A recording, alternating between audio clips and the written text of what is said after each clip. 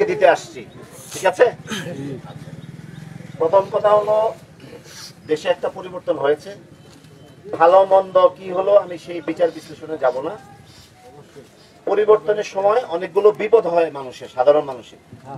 যেমন এখন পুলিশ কোথাও নাই, একটা জায়গায় আগুন লাগলে আপনি দেখে ফায়ার সার্ভিস পাবেন না, আপনি ভূমি অফিসে গেলে কর্মকর্তা পাবেন না।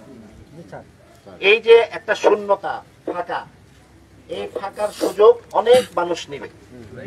আমরা এখানে যতগুলো মানুষ আছে এর মধ্যে কি সবাই একেবারে ফেরেশতা? না না না, আমি ইউনিফর্ম পরে আছি দেখে কি আমি ফেরেশতা? তা না। আমাদের মধ্যে ভালো মন্দ আমরা সব ধরনের মানুষ আছি, সব মিলেই আমরা চলবো, এবং সারা জীবন তাই ছিল।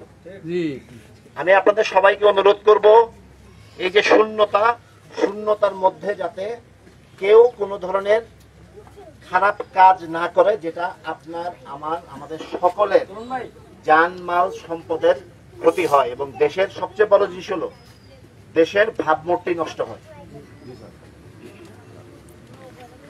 এখানে আমাদের হিন্দু সম্প্রদায়ের লোক যারা আছেন একটু অনুগ্রহ করে হাত উঁচু করেন, অনুগ্রহ করে। ধন্যবাদ, হাত নামা। এখানে যারা বিভিন্ন মাদ্রাসা শিক্ষার্থী এবং যারা ইমাম সাহেব আছেন তারা একটু হাত উপর করেন। এই যে এখন যে লোকগুলা হাত উপর করছেন, বাকি যারা আছে তাদেরকে আপনারা প্রোটেকশন দিতে পারবেন না? এই যে লোকগুলা যারা আছে তাদের কি প্রোটেকশন দেওয়ার দায়িত্বটা কি আপনাদের নিজেদের মনে করেন? আচ্ছা, বাংলাদেশে কোনোদিন ধর্মের কারণে কেউ কাউকে আক্রমণ করেছে? বাস্তবতা সেটা হলো, আমরা ওই যে জমি জমা দখল করার জন্য বিভিন্ন দুষ্কৃতিকারী লোকজন আক্রমণটা করে, কিন্তু নাম হয় যে বাংলাদেশে হিন্দু মুসলমান ঝগড়া হচ্ছে।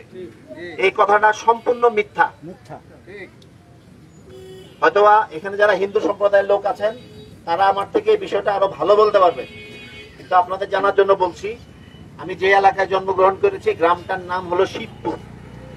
আমার বাড়ির আশেপাশে 300 গজের মধ্যে যত ব্যক্তি আছে প্রত্যেকটা মানুষ হিন্দু। আমার ছোটবেলার যত বন্ধু আছে প্রত্যেকটা হিন্দু, যাদের সাথে স্কুলে পড়েছি, আনন্দ, প্রবীর, গৌরাঙ্গ, নির্মল, মলয়, নাম শুনে বোঝা যায় তো, তাদের সাথে আমি বড় হয়েছি।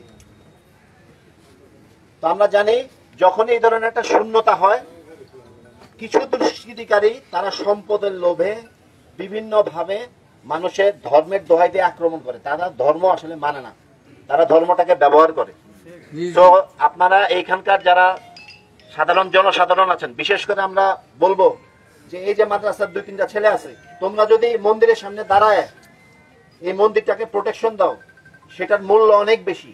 সেনাবাহিনীর একটা লোক ইউনিফর্ম পরে যদি মন্দিরের সামনে দাঁড়ায় প্রোটেকশন দেয়, আর যদি এরকম টুপি দাড়ি পরে তুমি দাও, সেটার ভ্যালু আরো অনেক বেশি। সারা পৃথিবীর সামনে আমাদেরকে হেয় প্রতিপন্ন করার একটা চেষ্টা সবসময় হয়। হ্যাঁ, অনেক ঘটনা ঘটে, এটা সত্যি, এটা আমরাও জানি, সবাই জানে, কিন্তু অধিকাংশই হলো মিথ্যা। তবে যারা হিন্দু সম্প্রদায়ের লোক আছে তাদের মনে আস্থা তৈরি করার দায়িত্ব বাকি যারা আছে তাদের, এটা মনে রাখতে হবে। এখানে আমাদের কোনো ধর্মের পরিচয় না, যে পাসপোর্ট সেখানে কোথাও লেখা নাই যে আপনার নাম বিপ্লব কুমার সরকার, আপনার পরিচয় হলো আপনি একজন হিন্দু। ন, লেখা আছে আপনার নাম বিপ্লব কুমার সরকার, আপনার পরিচয় আপনি বাংলাদেশী। আমার যে জন্ম সনদ আছে সেই জন্ম সনদে হিন্দু মুসলমান কিছু লেখা থাকে না, বাবা মায়ের নাম লেখা থাকে এবং আমার পরিচয় লেখা থাকে যে আমি কোন দেশের। তো কাজে যারা সাধারণ মানুষ আছেন তাদেরকে আমি অনুরোধ করব, এই যে একটা শূন্যতা সৃষ্টি হয়েছে, পুলিশ নাই, তারা আসবেন, তারা সহসায় আসবেন।